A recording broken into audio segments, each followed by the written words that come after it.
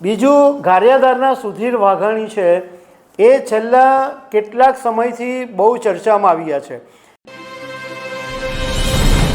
દિલ્હીના પૂર્વ મુખ્યમંત્રી અને આમ આદમી પાર્ટીના સંયોજક અરવિંદ કેજરીવાલ 2 દિવસ ગુજરાતની મુલાકાતે આવી ગયા, 23 અને 24 તારીખ। અને અરવિંદ કેજરીવાલ છેલ્લા ઘણા સમયથી બહુ ફૂલ ફોર્મમાં છે, કારણ કે વિસાવદરની પેટા ચૂંટણી આમ આદમી પાર્ટી જીતી અને ગોપાલ ઇટાલિયા ધારાસભ્ય બન્યા, એટલે કેજરીવાલને એવું લાગવા માંડ્યું છે કે હવે ગુજરાત તો આપણા હાથમાં જ છે। પરંતુ ગુજરાત વિધાનસભા 2022માં આમ આદમી પાર્ટીના જે 5 ધારાસભ્યો ચૂંટાયેલા હતા, એમાંથી અત્યારના હાલક ડોલક જેવી સ્થિતિ થઈ ગઈ છે। ભૂપત ભાયાણી ઓલરેડી ચાલ્યા ગયા છે અને 2 ધારાસભ્યો છે એની પણ ખેંચતાણ ચાલે છે। તો આના વિશે હું વાત કરીશ। મારું નામ રાજેશ શાહ છે અને તમે જોઈ રહ્યા છો ગુજરાતના સૌથી મોટા ડિજિટલ ન્યૂઝ પ્લેટફોર્મ ખબરછે.com। ગુજરાત વિધાનસભા 2022ની જ્યારે ચૂંટણી થયેલી ત્યારે આમ આદમી પાર્ટી પહેલી વખત ચૂંટણી લડી અને 5 બેઠક જીતીને લાવી।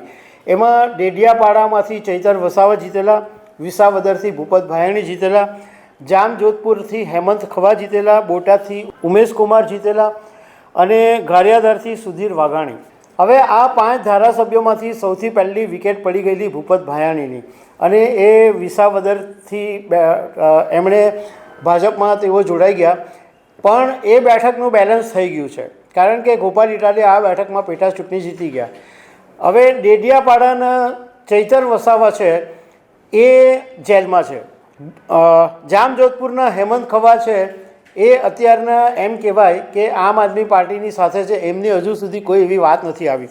પરંતુ ઉમેશ કુમાર બોટાદના જે ધારાસભ્ય છે એમને પાર્ટીએ થોડા સમય પહેલાં સસ્પેન્ડ કરી દીધા, કારણ કે એમણે બધા એમના પદો પરથી રાજીનામું આપી દીધેલું। એટલે ઉમેશ કુમાર જે છે એ કંઈક નવા જૂની કરવાની વેતરણમાં છે જ, અને એ લગભગ કરશે જ।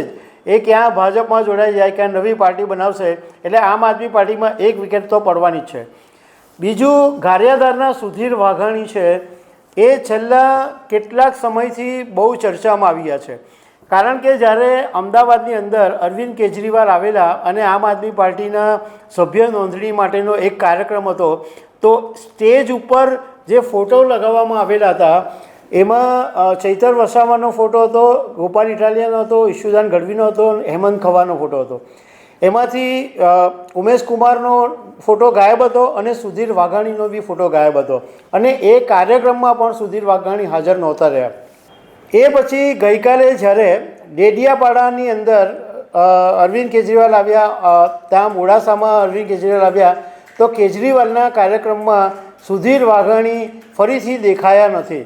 એટલે સુધીર વાઘાણી પણ કંઈક નવા જૂની કરવાના છે એવી ચર્ચાએ જોર પકડ્યું છે। આ બાબતે અમે સુધીર વાઘાણીને ફોન કરવાનો પ્રયાસ કર્યો હતો, પરંતુ એમનો ફોન સ્વિચ ઓફ આવી રહ્યો છે। પણ અત્યારના એમ કહેવાય કે 2 ધારાસભ્યો એવા છે કે જે અત્યારના બહાર છે, એક ગોપાલ ઇટાલિયા અને એક હેમંત ખવા। એટલે ચૈતર વસાવા જેલમાં છે અને 2 ઓલરેડી વિકેટ પડવાની છે, એટલે અત્યારે કેજરીવાલની પાસે આમ જોવા જઈએ તો 3 ધારાસભ્યો બચ્યા છે। તો દર્શક મિત્રો, આવી અનેક વાતો સાથે અમે તમને મળતા રહીશું। Thank you very much.